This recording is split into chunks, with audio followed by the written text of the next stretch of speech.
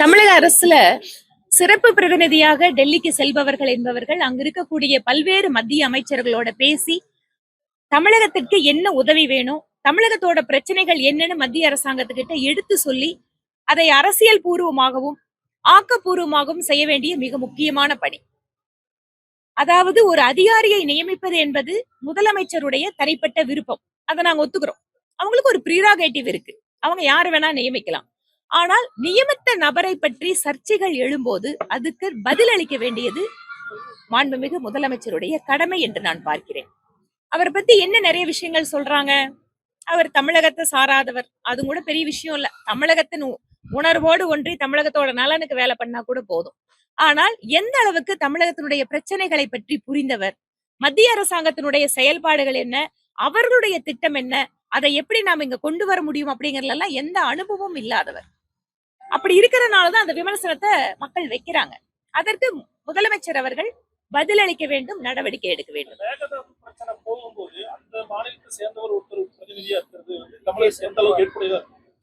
அதாவது மாநிலத்துல நீங்க கர்நாடக மாநிலத்துல இன்று தமிழக அரசில் அங்கம் வகிக்கின்ற காங்கிரஸ் கட்சியினுடைய முதலமைச்சர் தான் இருக்காரு. அங்க கோயில்களுக்கெல்லாம் செல்லக்கூடிய நம்முடைய முதலமைச்சர் அவர்கள் இந்த பிரச்சனைக்காக நேரடியாக கர்நாடக முதலமைச்சரை சந்தித்து பேச வேண்டும். ஏனென்றால் எந்த காரணத்தை கொண்டும் மத்திய அரசாங்கம் இதில் உறுதியாக இருக்கிறது. மேகதாது அணை பிரச்சனையை பொறுத்த வரைக்கும் தமிழகத்தினுடைய அனுமதி இல்லாமல் கட்டக்கூடாது என்பதுதான் மத்திய அரசாங்கத்தினுடைய நிலைப்பாடு.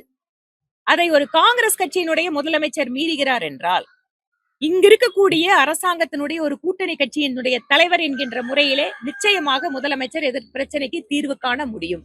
ஏனென்றால் இது மத்திய அரசாங்கத்தினுடைய பிரச்சனை அல்ல, இது கர்நாடக மாநிலம் அந்த முதலமைச்சர் ஏற்படுத்துகின்ற பிரச்சனை. அதனால் தங்களுடைய கூட்டணி மற்றும் நல்லெண்ணத்தின் அடிப்படையில் இந்த பிரச்சனையை சுமூகமாக தீர்ப்பதற்கு முதலமைச்சருக்கு வாய்ப்பு இருக்கிறது. அதை பயன்படுத்த வேண்டும் என்பது எங்கள் கோரிக்கை.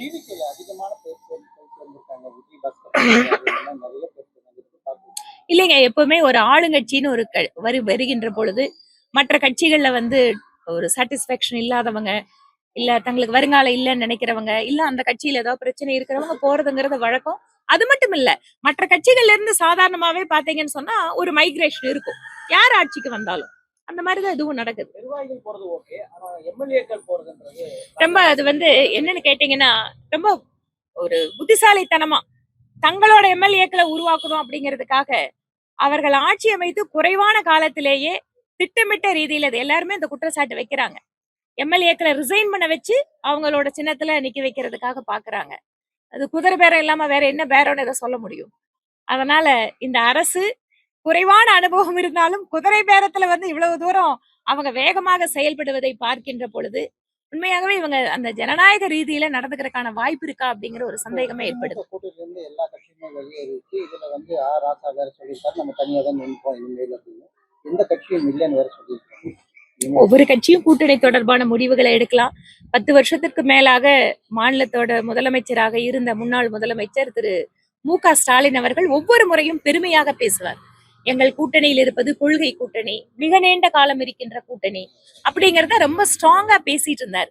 இன்னைக்கு ஆட்சி அதிகாரம் அங்க இல்ல அப்படின்னு உடனே அப்படியே பொலன்னு விழுந்த மாதிரி அவங்க எல்லாம் இந்த கான்ட்ராக்ட்ல எடுத்து அவங்க கவர்மெண்ட் பில்டிங் கட்டும் போதெல்லாம் எப்படி உதுந்துதோ தவிர அந்த மாதிரி கூட்டணியே இப்ப செதறி போய் கிடக்குது.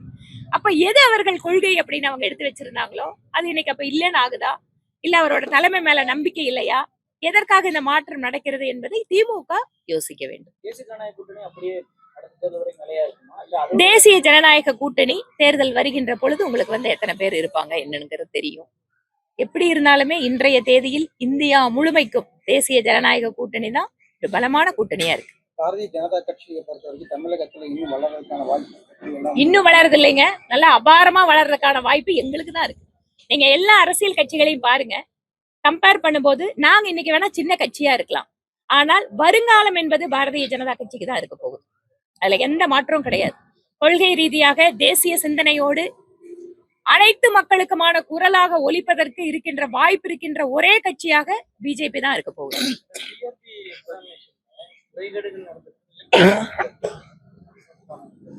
இல்ல எந்த எக்ஸாம்ல இன்னைக்கு முறைகேடுகள் நடந்தாலுமே அதை தடுப்பதற்கான ஒரு மெக்கானிசத்தை நாம வந்து பலமானதா உருவாக்க வேண்டியிருக்கு. ஏன்னா இன்னைக்கு ஆன்லைன் மூலமா எக்ஸாம் நடக்கிறது, இந்த மாதிரி எல்லாம் போகும்போது இந்த சைபர் செக்யூரிட்டி இந்த மாதிரி விஷயங்கள்ல நம்ம அதிகமா கவனம் எடுத்துக்க வேண்டியிருக்கு. ஆனா நம்ம அரசாங்கம் இப்பதான் அந்த டிஜிட்டல் இருந்து நம்ம முன்னோக்கி போயிட்டே இருக்கோம்.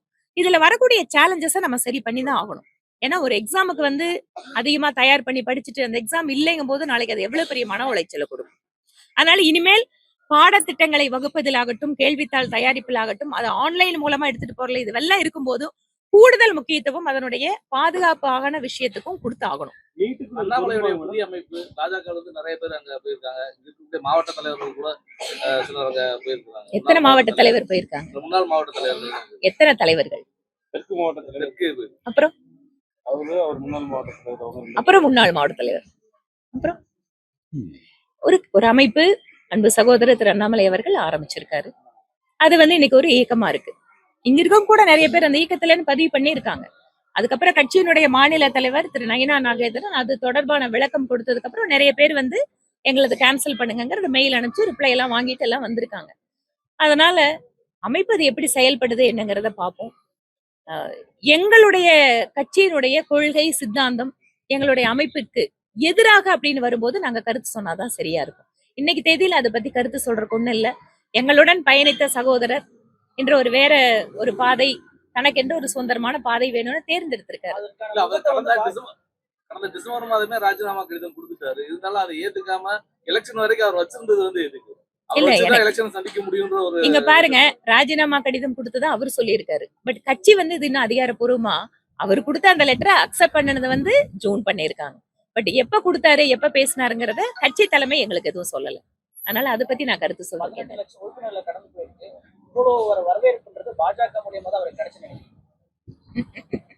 அதுக்கு உங்களுக்கே பதில் தெரியும். விடுங்க. அவர் கட்சியில இருந்து இன்னைக்கு வெளியில போயிட்டாரு. அவரை பத்தி நாங்க எதுக்கு விமர்சனம் வைக்கணும்? எங்களுக்கு நான் முன்னாடியே சொன்ன மாதிரி சித்தாந்த ரீதியாக கொள்கை ரீதியா அவர் எதாவது கருத்து சொல்லும் போது சொன்னாதான் பதில் சரியா இருக்கும். நான் வந்து இந்த அமைப்புக்கு வருகின்ற பொழுது சித்தாந்த ரீதியாக இந்த அமைப்புக்கு வரும்போது என்னோட வயசு வந்து 17. கிட்டத்தட்ட 40 வருஷத்தை இந்த இயக்கத்துல நான் வந்து நடத்திட்டு இருக்கோம், பார்ட்டிசிபேட் பண்ணிட்டே இருக்கேன். நான் இந்த அமைப்புக்கு வரும்போதோ இந்த கட்சிக்கு வரும்போதோ இந்த கட்சி ஆட்சி அமைக்கணும் கூட எனக்கு தெரியாதுங்க. ஆனா தொடர்ச்சியா எங்களோட பயணம் வந்துட்டு இருக்கு. மக்கள் எங்களுக்கு அங்கீகாரம் கொடுத்திருக்காங்க, கட்சி வளர்ந்துட்டு இருக்கு. அதனால இந்த கட்சியோட வளர்ச்சியை நோக்கி இந்தியா முழுக்குமே பிஜேபி வந்து வேலை பண்ணிட்டு தான் இருக்கு. தமிழகத்திலே நான் சொன்ன மாதிரி எதிர்காலம் இருக்கின்ற கட்சி அப்படின்னு சொன்னா நிச்சயமா பாஜக. ஏனென்றால் தனி மனிதர்களை நம்பி நாங்கள் இல்லை. நிறைய அனுபவசாலிகள் இருக்கும்போது புதுசா ஒருத்தர் வந்தவொடனே உடனே மாநில துணைத் தலைவர் பதவி கொடுத்தாங்க, அடுத்து மாநில தலைவர் பதவி கொடுத்தாங்க, அடுத்தடுத்து வாய்ப்புகள் கொடுத்தாங்க, வந்த வேகத்துல போயிட்டாரு. அப்படிங்கிறப்ப ஏற்கனவே நீங்க எல்லாம் ரொம்ப நாள் கழிச்சு வந்து பிரஸ் மீட் வைக்கிறதால இந்த கேள்வி எல்லாம் இன்னும் 1 மாசம் கழிச்சு வச்சிட்டு இருக்கிறீங்க. அதாவது ஒரு கட்சி நடத்தணும் அப்படின்னு சொன்னாங்க அனுபவசாலிகள். இவர் என்ன விட சீனியர். அந்த அக்கா விஜயக்காங்க, அந்த அக்கா விஜயக்கா என்ன விட சீனியர். நான் ஏபிபில இருந்திருக்கேன், நான் ஸ்டூடெண்ட் அமைப்புல இருந்திருக்கேன். ஆனா கட்சியில அவங்க எல்லாம் என்ன விட சீனியர்ஸ். இன்னைக்கும் அந்த தம்பி இந்து முன்னணியில போராட்டம் பண்ணி ஜெயிலுக்கு போனவர். இந்த மாதிரி இந்த கட்சியிலிங்க பழைய அனுபவசாலிகளும் இருக்காங்க, புதுசா 6 மாசத்துக்கு முன்னாடி கட்சிக்கு வந்தவங்களும் இருக்காங்க. ஆனா ஒரு கட்சி எப்படி நடத்த முடியும்? அனுபவசாலிகளையும் வச்சுக்கணும், புது நபர்களையும் உள்ள கொண்டு வரணும், அப்பதான் கட்சி வளரும். அந்த அடிப்படையில தமிழகத்துல ஒரு வேகமான ஒரு வளர்ச்சி வேணும் அப்படின்னு சொல்லிட்டு அன்னைக்கு தேதியில திரு அண்ணாமலை அவர்கள் இது சரியா இருப்பாரு தலைவரா அப்படின்னு மேலிடம் நியமிச்சாங்க. சோ அவருக்கு வந்து ஒரு நல்ல ஒத்துழைப்பு இருந்தது, சுதந்திரம் இருந்தது. உங்களுக்கு எல்லாத்துக்கும் தெரியும், பிரதமர் மோடி அவர்கள் நல்ல ஒத்துழைப்பு கொடுத்தாரு. கட்சியில எல்லாருமே அந்த அளவுக்கு ஒரு நல்லபடியா கட்சி அவரும் வந்து நல்லபடியா உழைச்சார். அதை நான் வந்து குறை சொல்லி வெயிட் முடிச்சிடறேன். அவரும் நல்லபடியா உழைச்சார். சில சமயம் பார்ட்டி எக்ஸ்பெரிமெண்ட் பண்ணணும். புது ஆளுங்க வேண்டவே வேண்டாம், முக்கியமான பொறுப்புக்குன்னு வேண்டாம். அவங்களுக்கு என்ன ஒரு மோட்டிவேஷன் இருக்கும். சோ புதுசா போனா இந்த கட்சியில எப்பப்பா நம்ம மேல வர்றதுங்கிற ஒண்ணு எண்ணம் இருக்கும். அதே முதல்ல அனுபவசாலிகளுக்கு என்ன எண்ணம் இருக்கும், என்னடா நாம இத்தனை வருஷம் உழைச்சோம் நம்மள வந்து புறந்தள்ளிட்டாங்க கட்சி அப்படிங்கிற நினைவும் வரக்கூடாது. இதை பேலன்ஸ் பண்ணி தான் ஒரு கட்சியை நடத்தியாகணும். அந்த வகையில அன்று டெல்லி மேலிடம் இவர் வந்தா சரியா இருக்கும்னு நினைச்சு கொண்டு வந்தாங்க. அன்பார்ச்சுனேட்லி அவர் இன்னைக்கு இல்ல. அது ஃபெயிலியர் சம்டைம்ஸ். அது நான் உங்களோட முடிவுகளுக்கு விட்டுறேன். அது வந்து அவரோட தனிப்பட்ட முறை.